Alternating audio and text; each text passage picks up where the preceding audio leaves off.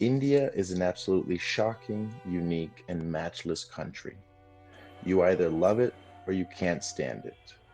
It's the intensity of its chaotic streets, its religion, its poverty, its hospitality, its culture, and the intensity with which they live and die.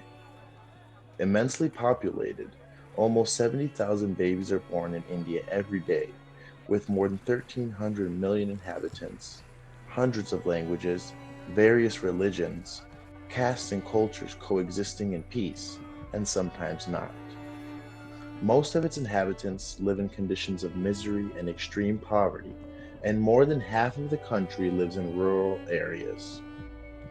According to UNICEF India, these boys and girls from rural areas, and also children from slums, peripheral neighborhoods and cities, and children from low castes, from tribal communities, or religious minority groups suffer from malnutrition, lack of access to education and sanitation, deprivation of rights, child labor, arranged marriages, abuse. Not only childhood is affected, but the whole community suffers from the consequences of social inequality, injustice, and many times of abandonment. This is why it is very common to see in India thousands of local NGOs, neighborhood associations, and self managed communities that genuinely work to organize themselves and transform reality.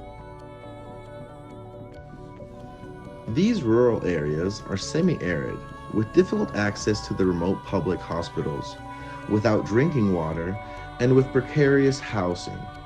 85% are farmers from different tribes, different castes, and beliefs.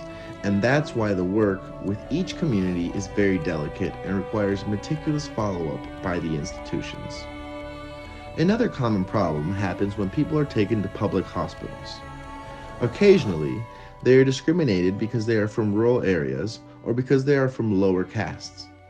It is important to mention that sometimes people from these communities will not go to healthcare because of superstitions or because they are skeptical of traditional medicine. In addition, the situation becomes more problematic when it comes to communication, because many of these groups speak their own language and most of the hospital staff speak the national language, Hindi or English. If social inequality is clear and evident, things become even more gruesome when it comes to women. These areas in the whole country show a clear patriarchal society, and violence and oppression towards women is alarming, and women suffer various abuses daily.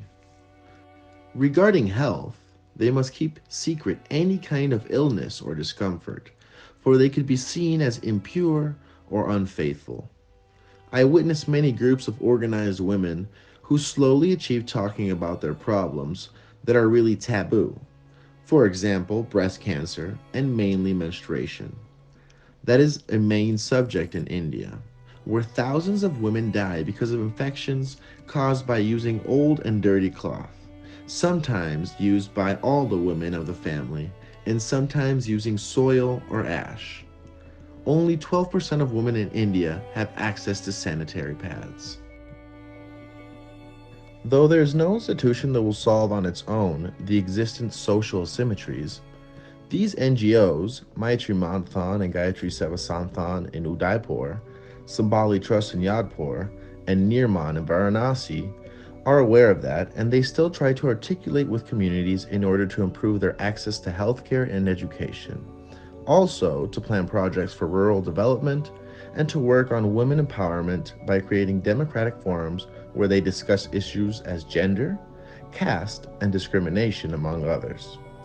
Rather than mere assistantialism, it is a way to encourage self-governance and collective problem-solving. In these groups of society with such rough realities, where future is uncertain, networks are insufficient, and people are so vulnerable, any institution, an NGO, a school, a group of women, or a clinic happen to be considered a listener, a place where people can be heard and seen. Their lives count for somebody. It is there, in the encounter with somebody else, in the collective, where we can cope with this existence and try to change it. Each institution has a different way of working and approaching problems, but their most important role is their function in society as they have a positive impact in people's subjectivity. A documentary based on India, The Many Faces of Its Institutions, a book by Gaston Fournier.